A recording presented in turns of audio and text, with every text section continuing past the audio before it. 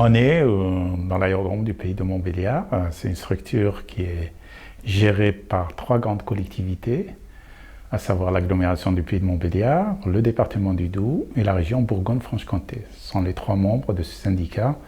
Ils sont en charge de la gestion de cette belle plateforme qui fait à peu près 95 hectares de terrain clôturé plus une dizaine d'hectares attenants. Je m'appelle Foudi Tegia, je suis le directeur de cette plateforme et en même temps responsable de sa transition et développement économique. Transition et développement économique de toute la plateforme aéronautique du pays de Montbéliard. C'est-à-dire que je travaille sur la diversification des activités de la plateforme, notamment au regard de son potentiel foncier. C'est une plateforme qui existe depuis 1933. Auparavant, on appelait ça, ce terrain, on l'appelait les prairies d'Arbouan. Et on avait un petit génie ici dans le pays de Montbéliard qui s'appelle Étienne Edmond Aumichen, qui était ingénieur chez Peugeot. Donc il travaillait chez la famille Peugeot. Un ingénieur foisonnant, il est plein d'idées, il a fait des chars, il a fait plein de choses. Et c'est un botaniste, biologiste qui observait énormément les insectes et à partir de là, il voulait développer des engins volants, notamment la verticale. La famille Peugeot l'a aidé financièrement et ils l'ont installé dans les ateliers à Valentinier. Ils lui ont donné carte blanche pour développer ces outils qu'il appelait à l'époque machines ou appareils selon les ouvrages. Et c'est ici qu'il a pu développer ce qu'on appelle l'appareil numéro 2. C'est un engin, un hélicoptère tout simplement, donc un des premiers hélicoptères. Et il l'a stabilisé sur un rayon d'1 kilomètre sur un triangle. Et on dit qu'à partir de là, il y a eu le premier brevet de l'hélicoptère et ça a participé à l'aventure de l'hélicoptère comme on le connaît aujourd'hui. Donc il y avait cette vision qu'il avait, c'est la stabilisation verticale et la propulsion. Il a su maintenir cet engin appareil numéro 2. Après, Peugeot, avec l'aéroclub, premier aéroclub du pays de Montbéliard, ils ont développé une première plateforme ici avec les premiers hangars. Et à la fin des années 80, la collectivité s'est investie là-dedans après le retrait de l'aéroclub. Au départ, il y avait 3 collectivités qui ont été à l'origine donc de la constitution de la structure, le syndicat mixte de l'aérodrome du pays de Montbéliard. À l'époque, il y avait l'agglomération du département du Doubs, mais la chambre de commerce du Doubs. Depuis, la chambre de commerce est retirée et la région Bourgogne-Franche-Comté l'a remplacée comme membre à part entière de cette structure. On a une piste aujourd'hui qui fait 1 km 700, donc c'est une piste balisée, donc on accueille les vols nocturnes comme les vols en journée, avec 2 taxiways. Et en parallèle, on a une piste en herbe qui fait à peu près 900 mètres, et avec ses propres taxiways.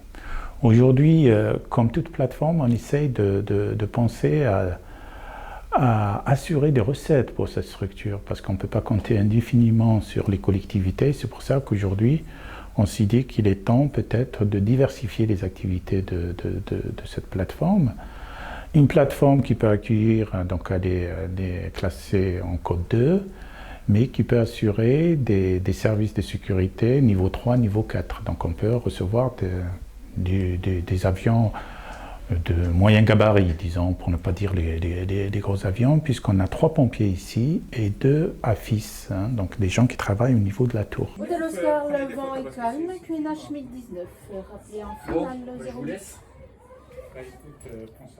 Ouais, je lui relance. Pour ce qui concerne la diversification des activités, donc, on s'est dit que ce bâtiment qui est vide aujourd'hui après le départ des douanes, etc., on s'est dit peut-être qu'il lui faut une autre vocation. Et là, on est en train de développer un restaurant. Donc le projet est parti, un grand restaurant pour 50 couverts en intérieur, plus la terrasse autour, hein, ce qu'on appelle le parvis de l'aérodrome. Et en même temps, on développe un espace coworking ouvert à l'aviation.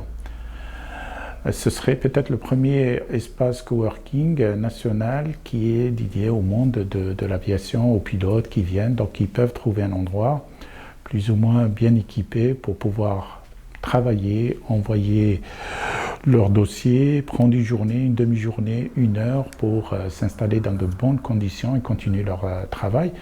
D'autant plus qu'on a équipé ce bâtiment de la fibre optique, donc on a du 100 mégas.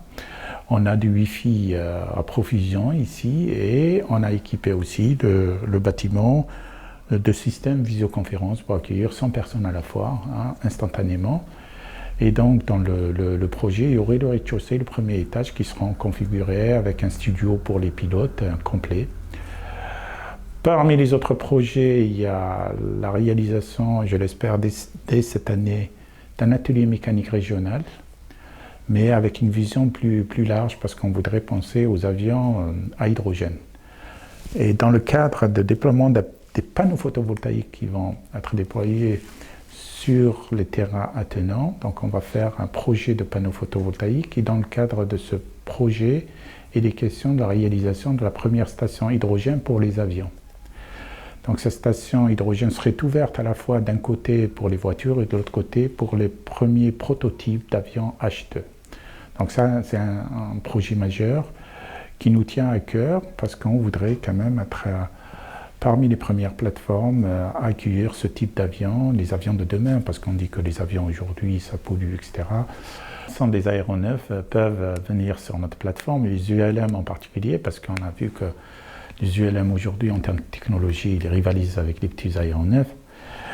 Et pour vous dire, ici dans la plateforme, la moitié de notre flotte, c'est des ULM. Hein, donc ils sont les bienvenus, ils sont chez eux ici. Et je précise aussi qu'on a des amis suisses, hein, donc, du canton, qui ont investi sur la plateforme. Vous avez un grand hangar ici qui accueille pas mal d'avions, donc réalisé par un confrère du canton du Jura.